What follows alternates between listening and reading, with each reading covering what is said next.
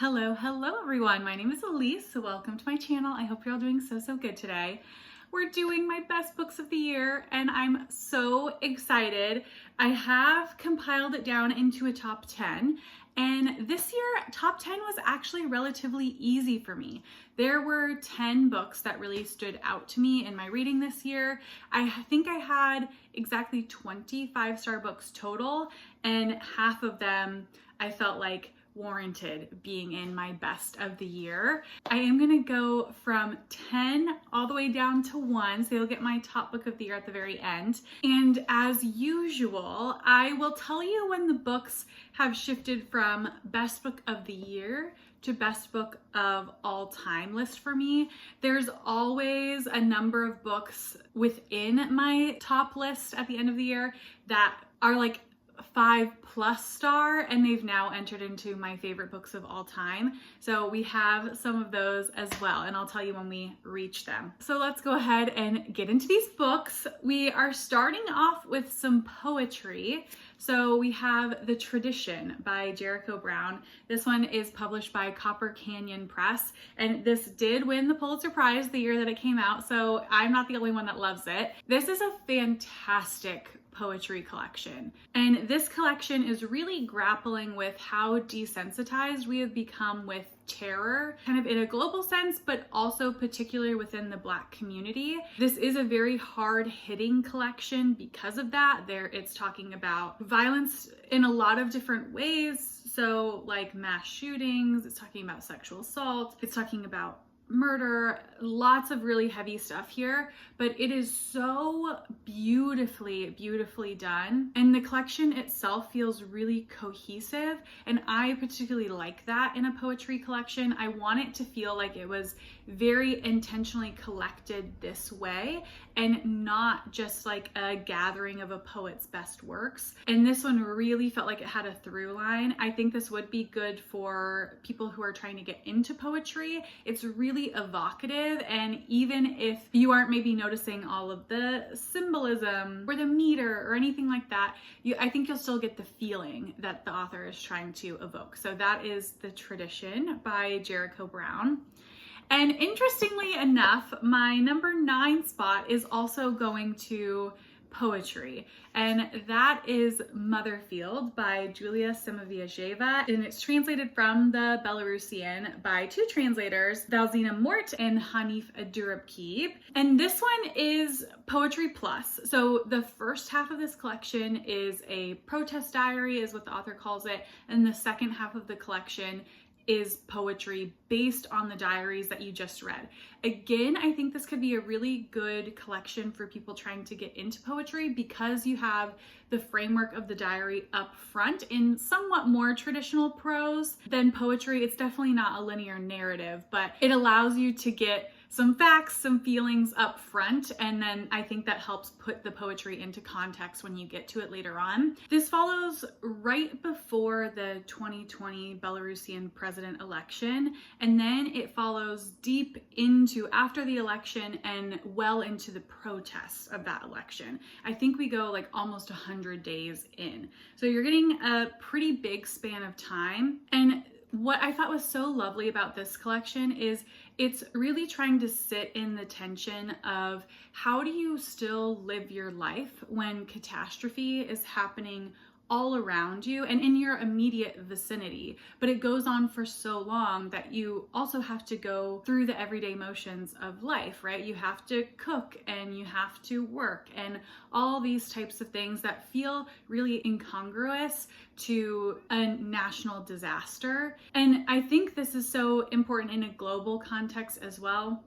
As many people have been talking about, a lot of horrific things happening in the world. It can be really difficult to hold the dissonance of going on with your normal life while also trying to acknowledge and honor what's going on in the world and trying to make change. So it's just a really complicated way of living, and this does a really good job of trying to grapple with that. So I loved this.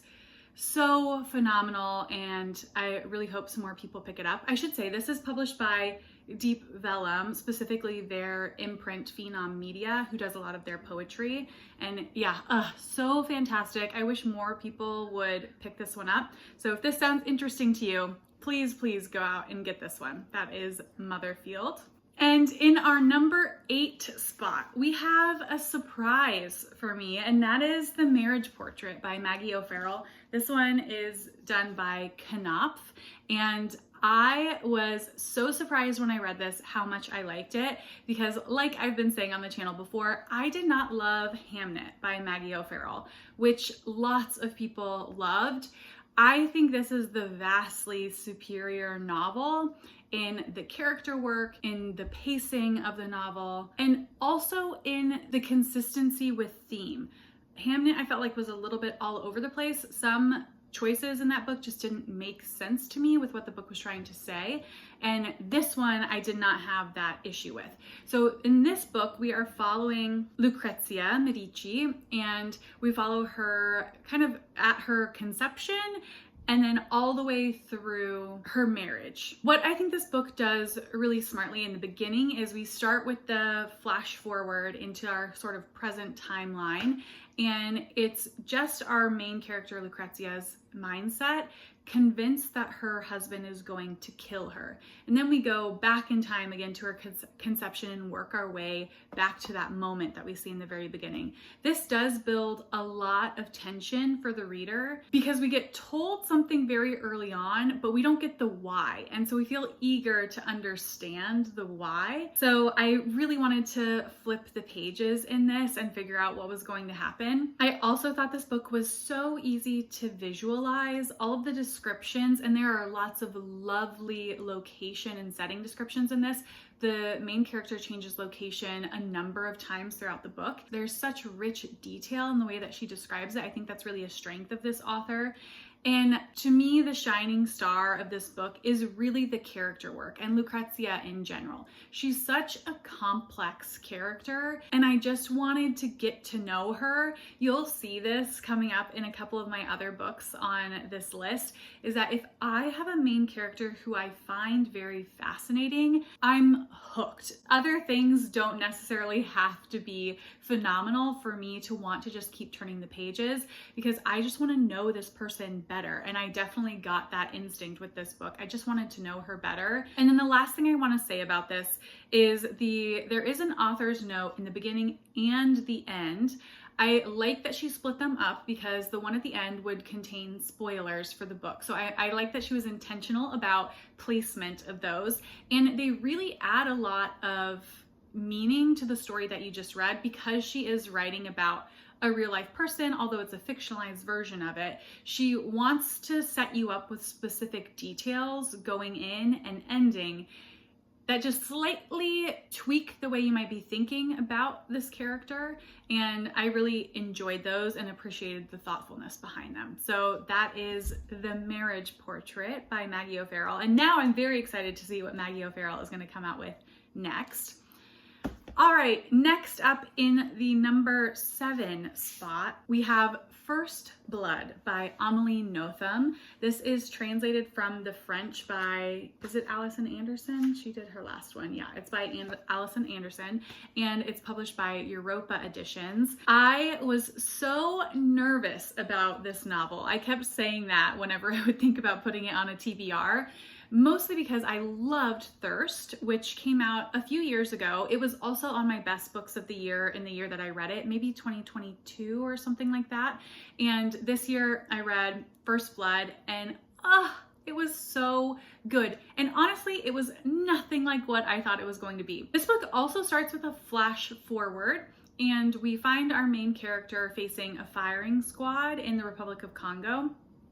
And then we go back in time, mostly to his childhood. The main bulk of this story is his childhood. He has a very eccentric childhood. He lives in a moderately wealthy family, and his family is worried that he is soft.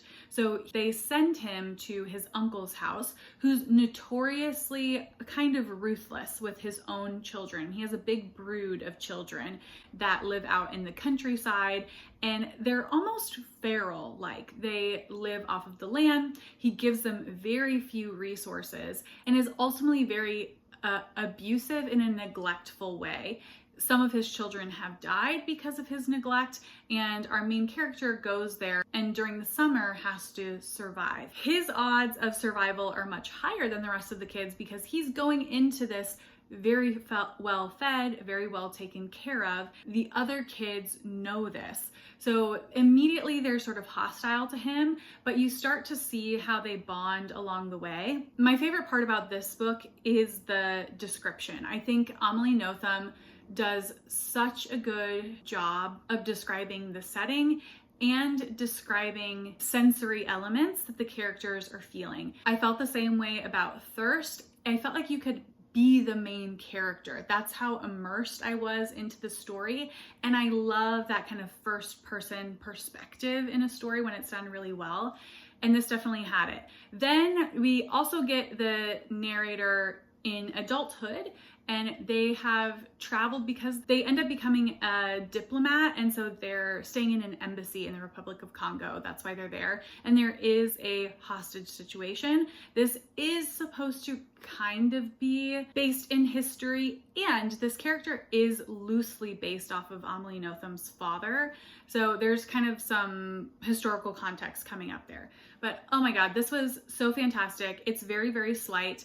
And I do just think Amelie Nothomb is an author for me. I can't wait until Europa does another one of her books in English because I really want all of my editions to match. She's very prolific, so she has a lot of other books, but Europa has only come out with 2 of them so far. So that is First Blood by Amelie Nothomb. Coming in at number 6, we have a nonfiction title, and that is Consent by Vanessa Springora. This one is translated from the French by Natasha Lehrer, and it's published by Harper Via. Of all the nonfiction that I've read this year, this one has stuck with me the longest. I can still recall this very easily, and I think it made a bigger impact on me than I even imagined when I first read it. This book is a memoir about the author's experience being groomed when she's a very young girl by a famous French author, and many people in her life were complicit in this relationship. And now that she's in her 40s, she's looking back and trying to give herself a voice because she did not have one at the time. I thought the author did such a fantastic job of trying to explain to the reader what she was going through at that time when she was in this abusive relationship with this author. And she'll initially kind of give you the facts of what happened, and then she'll go back and give commentary on like, why did she make these choices? What was she feeling at the time? Now that she's had some time to process, what life circumstances does she think influenced this being able to happen? And it's also a critique on French culture, which she feels is complicit, and it really is, in this type of abusive relationship being allowed to happen. And then also trying to talk about like her mother and why her mother was so for the relationship and try and grapple with that. It's just very well done, and I will consistently think about this book. I do think I'll probably reread this book. And for something with as heavy subject matter as this, for me to want to reread it or even think about rereading it, I think says a lot to how well done it is. So this is Consent by Vanessa Springora. All right, we're in our top 5. So next up, we have the only one here that I don't actually own, and that is Annie Bot by Sierra Greer.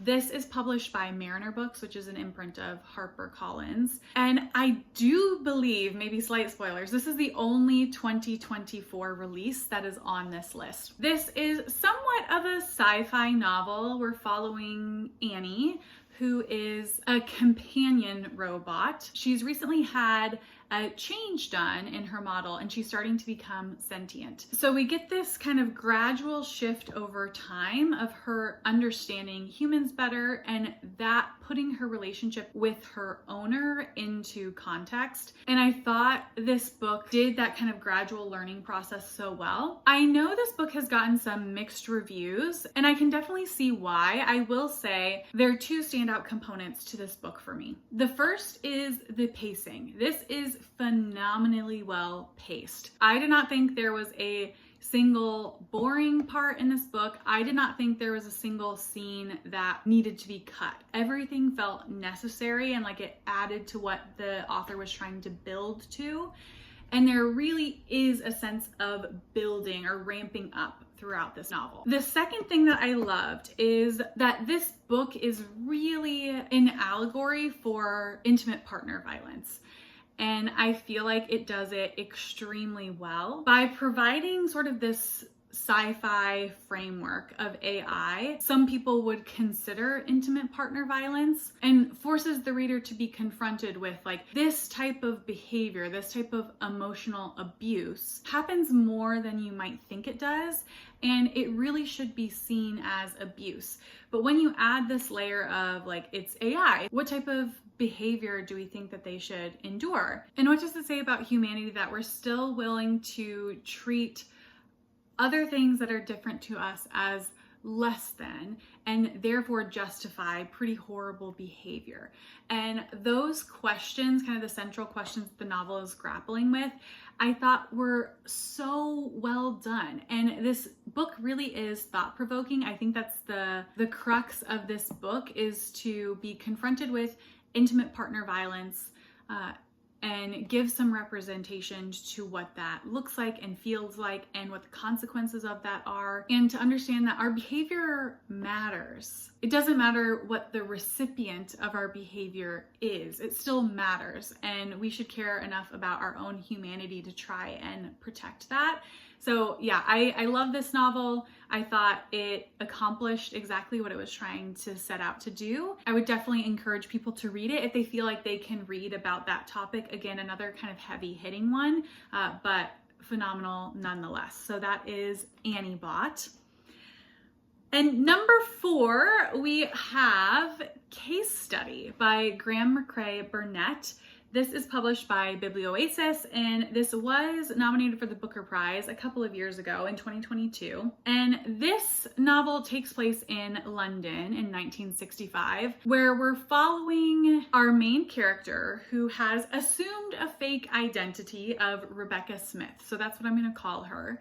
And Rebecca's sister has committed suicide a little while ago, and Rebecca becomes convinced that her sister was pushed to suicide by the psychotherapist that she was seeing at the time. So Rebecca creates this kind of fake identity to start seeing the psychotherapist in order to prove that he is responsible. What we get along the way is sort of like a major mindfuck, honestly, and you don't really know what's happening the whole time. That confusion, I thought, built up a lot of intrigue for the reader, and I really loved that. I do think this is ultimately a character-driven novel, and the characters, while not necessarily realistic, I think still well drawn and interesting. And the themes that come up in this novel, it's really talking about truth, which I love. I love this idea of truth, particularly when it's tied to memory. This has a kind of memory element to it, and our perceptions of people, the stories that we tell about ourselves and the stories that we tell about others, and how that really impacts the way that we view the world. This is another really thinky novel, and I just had such a good time with it. I thought about it a lot in the aftermath, and it is another one that I would really consider rereading. So yeah, this one was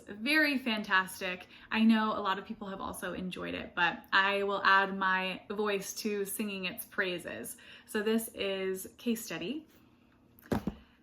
And in number 3, we have another one of those really voicey main characters that I just loved to read this perspective of, and that is The Center by Ayesha Siddiqi.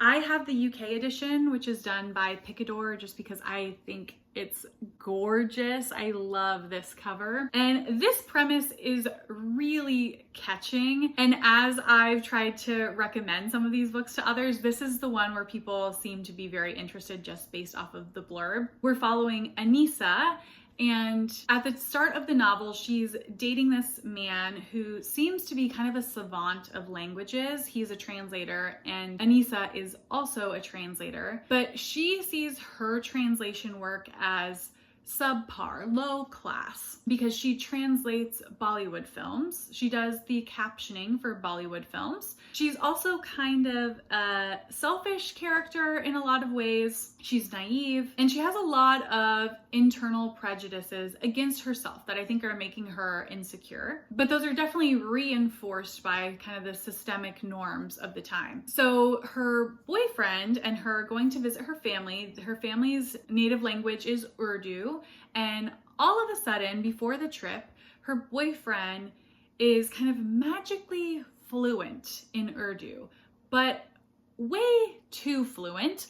He's a better speaker than she is. And obviously she finds this highly suspicious.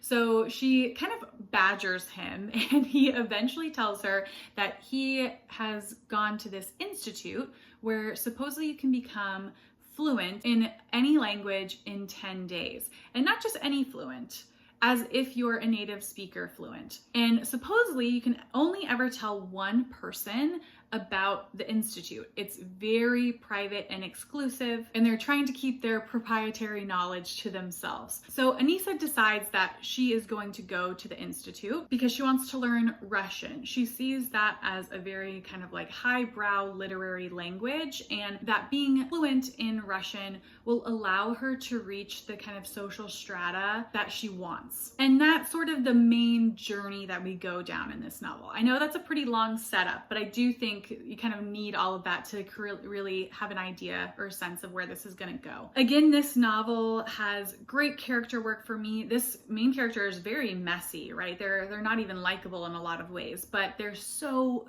fascinating. I just wanted to see what decisions they were going to make. I wanted to be in their head, and I love when I have a character like that. Like they're just a character I really want to sink my teeth into. And I also think kind of the mystery element of this novel of like, how does the center actually do this is very fascinating, and that keeps you really intrigued. This book is not too long. It's trimmed all of the fat. I don't think there's any unnecessary elements, and really the themes of this book are just really well drawn.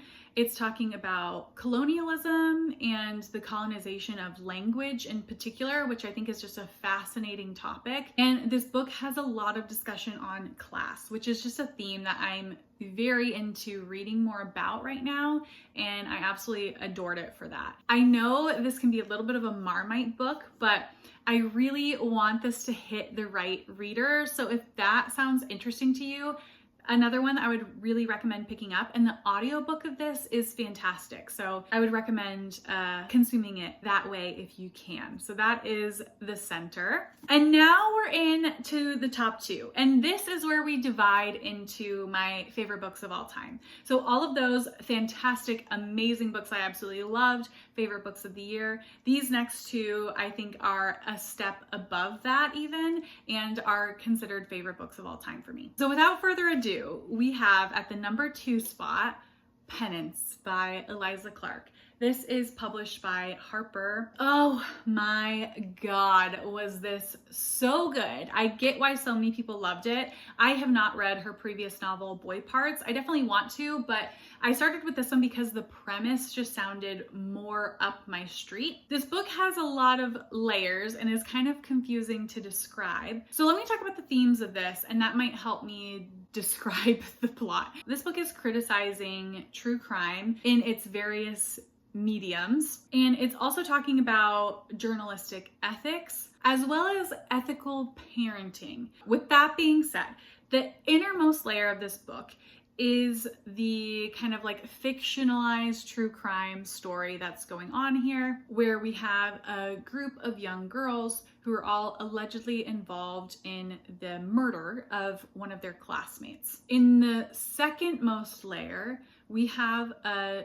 journalist who's writing a book and interviewing not only those girls now that they have grown up some, but also the girls' parents, the victim's parent and the perpetrator's parents. And then in our outermost layer, we have a journalist interviewing the journalist after the book comes out that he writes. So 3 layers, if you're following that. And each layer is so necessary and adds a lot of meaning to the book and a lot of meaning to the themes that it's trying to wrestle with. So because we're getting the interviews years and years later, we get some of the consequences of the initial media coverage that happened at the time of the crime. And I thought that was such a smart decision to give a little bit of time and space so we could actually hear the impacts that it had on each different girl and the way that each girl was portrayed by the media.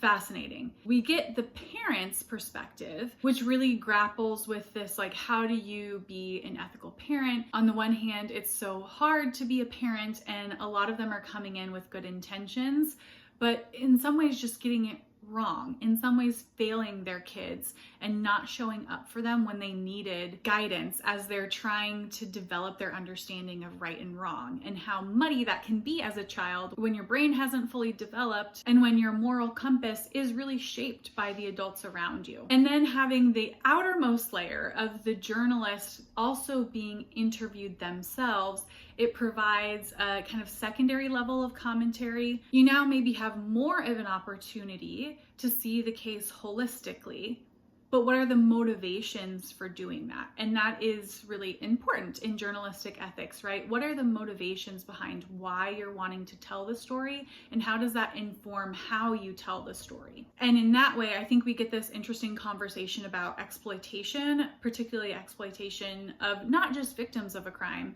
although that is maybe the thing that happens most regularly, but also all the collateral kind of victims of a crime. And yeah, oh my God, there's so much to talk about with this book. I feel like this is the type of book that you could write an essay on, and I love that. So this is absolutely phenomenal, and I really highly recommend you pick it up. Again, trigger warnings, there's some definitely dark subject matter in here. There is some violence on the page, and because that does involve teenagers, I would just go in with caution. But I also don't feel like it was gratuitous. I felt like what we saw was for a purpose, and the purpose never felt like it was to be salacious. So that is Penance by Eliza Clark. And then my number 1 book of the year, which you might know if you've been watching my channel this year, because it was my number 1 book at the halfway point as well, and that is Enter Ghost by Isabella Hamad. This is published by Grove, and oh my God, this is so good. It was nominated for the Women's Prize this year, and I think very rightfully so. We're following our main character, Sonia, which is the last of these kind of like women that I just loved being in the head of. I thought she was the type of woman who just has such a rich backstory that you're grateful to get to be in the head of. Sonia is going to Haifa. After not visiting for a very long time. She lives in the UK, and she is an actress, and she's going back to Haifa to see her sister who still lives there. And we get a lot of interesting parallels between her and her sister. Their relationship is very complicated, but there's still a lot of warmth and safety in their relationship. And I honestly could have read a whole novel just about them. Some of the plot of this book comes in through a secondary character, Gertrude, who is friends with the sister. And Gertrude is trying to put on a Palestinian rendition of Hamlet and kind of ropes Sonia into that production. So we're getting shifts between Sonia's personal life and her family life, which there's a lot of ghosts to grapple with in her personal life. But then we get that in tandem with these sections of Hamlet and how that's being juxtaposed to the intifadas that are happening in Palestine, and with Sonia's own kind of bildungsroman or coming of age in this big transitional moment of her life. This is another book that I'm like, oh my God, you could just write an essay on everything that's going on here. I think this is truly a masterpiece, and every choice feels so intentional by the author. I was highly, highly impressed with this. I also had the pleasure of reading Isabella's nonfiction piece, in which she talks about these moments of recognizing the stranger. Sometimes the stranger can be yourself, sometimes the stranger is others, sometimes the stranger is your home or your homeland. That also just added even more meaning to this book for me. And it was already, I think, gonna be my favorite novel of the year, and that just like soared it even higher. So again, I've talked a lot about this book before. If that wasn't enough to intrigue you, I would definitely look at some of my other videos as well, but I'll leave that one at this. I just adore it. Another one that I want to reread and I think is simply fantastic. So that is my best book of the year, Enter Ghost by Isabella Hamad. And we have done it. 10 amazing books. I love doing this video because it really helps me take stock of what great literature is out there, and how much it makes me think and what it makes me feel, and just really brings the joy of reading to the forefront of my mind. So hopefully you've been inspired to read some of these books if you have not read them already. If you're now interested or have already read them, please let me know down below. We can talk about some of these books, and let me know your favorite books of the year as well. And I'm really grateful to you all for watching, and I will see you in the next video. Bye.